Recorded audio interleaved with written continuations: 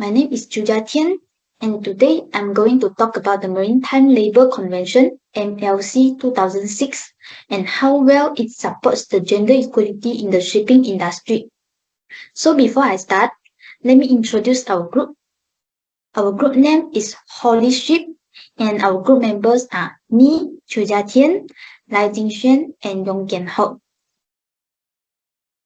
So, what is MLC? The MLC is a global law by the International Labour Organization. It protects the rights of the seafarers like fair work, good living condition, and safety. But it doesn't fully support the women in this industry. Shipping is one of the most male-dominated jobs in the world. Only about 1.2% of the seafarers are women. Even though the MLC protects the workers in general, it doesn't clearly protect the women from issues like discrimination, harassment, and unfair promotion. And besides, the research also shows that having more women can improve safety, teamwork, and decision making. So it is important to include women fairly. The MLC talks about the fair treatment, but it doesn't have the rules made specifically for the women.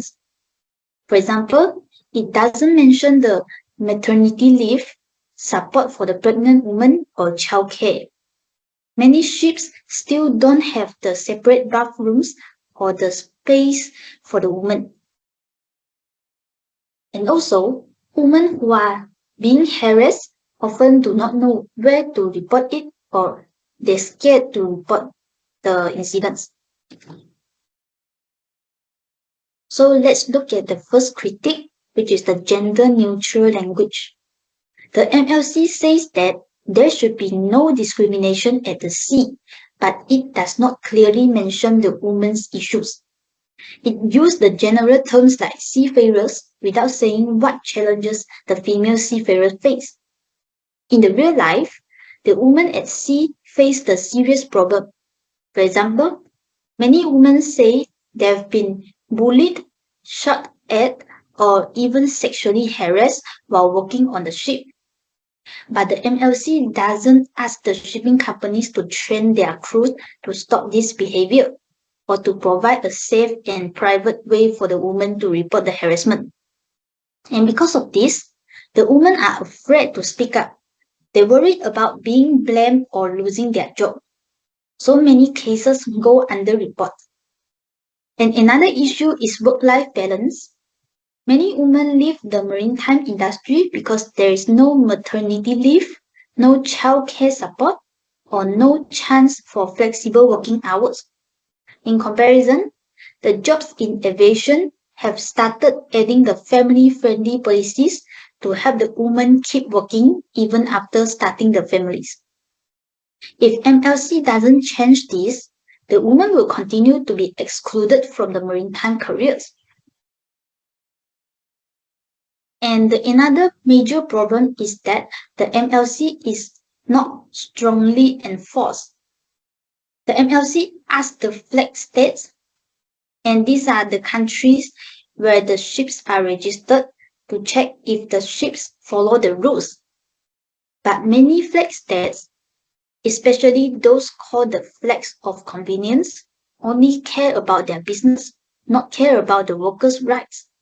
This means that they often do not check if the ships treat the women fairly or protect them from harm. And also, the MLC does not require the companies to collect or share data about how many women work on the ship, or how many face of the discrimination, or how well the gender policy are working. Without this data, we can't measure the progress or make changes. We do not know where the problems are, and no one can be held accountable. Compare this to other global programs like the UN Women's Empowerment Principles, which require the companies to report their gender equality efforts every year. That system helps to improve the transparency and progress. If the MLC had the similar reporting rules, it would be more effective. And the final issue is that the MLC does not give enough career support to the women. Most women in the maritime industry stay in the entry-level jobs, like the junior crew. Very few get promoted to the leadership role like the officers or ship captains. This is not because they are not skilled, it is because they don't have the access to the leadership training, mentorship, or scholarships that could help them to move up. For example, in the shipping industry, less than 5% of the senior officers are women, and less than 1% are shipmasters. Many companies think women cannot handle tough or physical work, so they prefer to promote men. And in contrast, other industries are doing much better. In aviation, there are special mentorship programs and scholarships to support the female pilot and engineers. And in Norway, shipping companies are using the gender quotas to increase the number of women in leadership positions. Also, in maritime, the working system is very rigid. There are no flexible contracts or options for the women with families. Other land-based industries have offered the part-time jobs, remote work, or job sharing, but maritime does not. This makes it hard for the women to stay in the profession if they have children or other responsibility. That's all for me. Thank you. Good day, Dr. Azam. My name is Yongken Hok. So now I will going to present the area of improvement for the Maritime Labour Convention (MLC). The first improvement that MLC can do is addressing sexual harassment and gender-biased violence. Although formal legislation has acknowledged and implemented the strategies to eradicate the sexual discrimination for decades, the issue persists in the maritime industry until today. A lot of women who work within the maritime industry report that they are subject to sexual harassment, in most instances from male colleagues or other third parties, including the contractors. Many women are unable to report the instance of harassment due to the social stigma, fear of reprisals, and inadequate reporting system, which permits the behavior to continue. The Maritime Labour Convention should have a stronger, more open anti-harassment policies. This includes mandating anti-harassment training for all crew, secure and confidential reporting procedure for victims, and robust investigation of allegations. Shipping companies should also face harsh penalties if they fail to provide a harassment-free culture. Strengthening these protections under the MLC will allow the women to work in maritime sector free from the fear of harassment and make the workplace safer and more inclusive. Besides, the MLC should require that all complaints of harassment be promptly investigated and that severe punishment be issued to those who are found to be guilty. By strengthening such provisions, the Maritime Labour Convention will provide a better and safer environment for female seafarers to contribute to the industry without a fear of abuse. Now we move on to the second improvement that the MLC can take, which is improving access to maritime education and training. Firstly, education is high on the agenda for international bodies interested in closing to the gender gap. However, one of the biggest obstacles for women entering the maritime industry has been access to fair and equal education. The Maritime Labour Convention should encourage a greater access for the women to maritime education and training, as known as MET programs, which is imperative to encourage gender equality in the maritime industry. For women in some parts of the globe, there are still enormous barriers to access the maritime education as defined by stereotype and cultural tradition. The Maritime Labour Convention can make its contribution by encouraging maritime educational institutions to establish gender-sensitive policy such as a special scholarships and internship for women. So, such policies can be made effective through cooperation between the shipping companies and also the schools to ensure the women have equal access to industry. Moving to the third point about the improvement is gender-sensitive accommodation standards. So, in-bulk accommodation bring a fundamental challenge to women seafarers in the maritime industry. Absence or inadequacy of privacy during the sleeping and public spaces can discourage the woman from getting into a remaining in the industry. The Maritime Labour Convention need to lay out a precise guidelines that make all the ships gender sensitive as far as accommodation is concerned.